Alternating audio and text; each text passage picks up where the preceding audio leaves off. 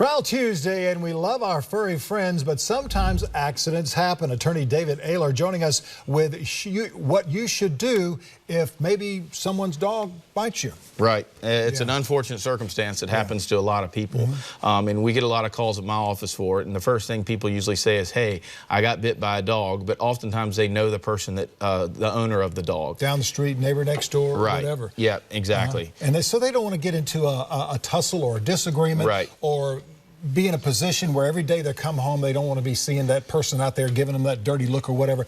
So what happens with something like this? Well, what we usually try to explain to them is that's why you have insurance. No different than if it's a car accident where someone accidentally did something, or if you were at someone's home for perhaps a dinner party and an accident occurred. We're going to look at trying to go against the homeowner's insurance. More likely than not, it's not going to end up in some sort of legal battle lawsuit with depositions. Now, obviously it could, but generally speaking, these are going to come under homeowner's insurance for the dog bite. You're going to be able to get the care you need. It's going to be covered, and it's really not going to affect the owner of the dog, because ultimately it's going to come down to being the responsibility of someone. It's either going to be you and your insurance and your own money, or someone else's. And so it's really worth looking at, even though you think, oh man, it might be weird at the next, cocktail hour if I go against my neighbor. Sure. Okay. The person owns a dog next door. Right. You go into their property, the dog bites you.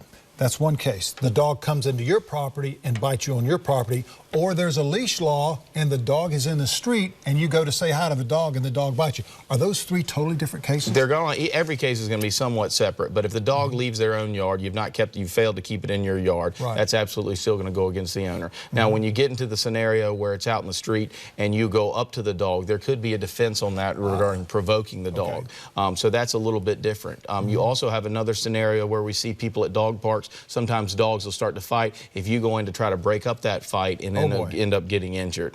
So some of those cases are going to be a little bit more of a gray area depending on who actually is going to be found responsible for it. But either way, if you determine that it's going to be the dog's owner, you're always going to first look to the insurance policy.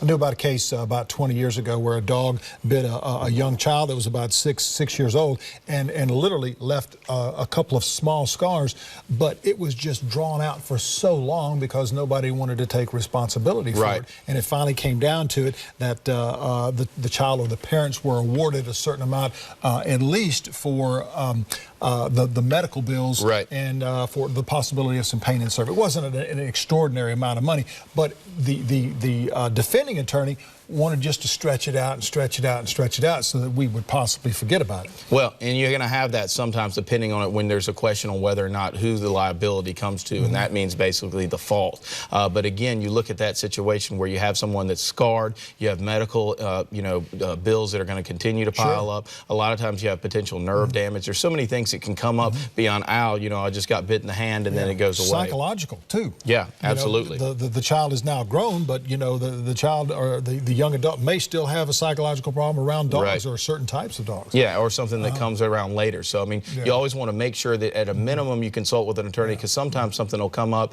and then you try to come down the line, the insurance company may say, hey, that injury may have come from something completely separate from that dog bite you got last summer. Wow. So bottom line is, if you have a dog, understand the laws, the rules. Right, absolutely. If you've got a fence, it should be in the fenced yard or it should be inside the house. If it's outside the house, if there's a leash law, it should be on a leash. Yeah, and if you're out in public, you and I both see this, we're both out in public a lot.